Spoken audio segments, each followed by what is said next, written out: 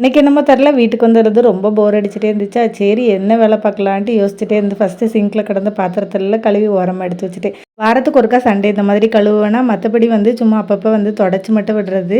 இந்த அடுப்பு வாங்கினதுலேருந்து டெய்லி பாலை பொங்க விட்டுறேன். பால் ராசியா இல்லை ஏன் ராசியான்னு தெரியல.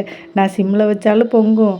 நம்ம வந்து ஏதாவது பாத்திரம் கழுவிட்டு சரி சும்மா தானே பால் பொங்குற வரைக்கும் 2 டம்ளரை கழுவுங்கிறதுக்குள்ளே பொங்கி ஊற்றி நம்மளை திட்டு வாங்க வச்சிரும். அது எங்கள் வீட்டுக்காரர் நிற்கும்போதே தான் பொங்க விடுவேன்னா, அதுக்கப்புறம் 2 திட்டுவாங்க. உனக்கு அந்த அடுப்பையும் இது பண்ணிவிட்டு இந்த அடுப்பையும் ஒழுங்காக பத்திரமா வைக்க மாட்டியான்னு சொல்லிட்டு இன்றைக்கி பாருங்கள் அடுப்பில் மூஞ்சி தெரியும்ன்ட்டு நல்லா எல்லாத்தையும் வந்து ஃபஸ்ட்டு கழுவி முடித்து எடுத்து ஓரமாக வச்சாச்சு. இப்போ பார்க்குறக்கு எவ்வளோ நல்லா இருக்குது. காலையில் பிள்ளைகளுக்கு இட்லி தான் வச்சு கொடுத்தேன்னா ஒரு நேரம் இட்லி திங்கிறதுக்கே என் பிள்ளைகள் மூஞ்சி தூக்குவாங்க. இனிமேல் நைட்டுக்கும் இட்லியா அப்படின்ட்டு வாயை பிளந்துட்டு போயாச்சு. சரி அம்மாவுக்கு மட்டும் தான் இட்லி, உங்களுக்குலாம் தோசைன்னொன்னே தான் பிள்ளைக்கு மூஞ்சில் சந்தோஷம்.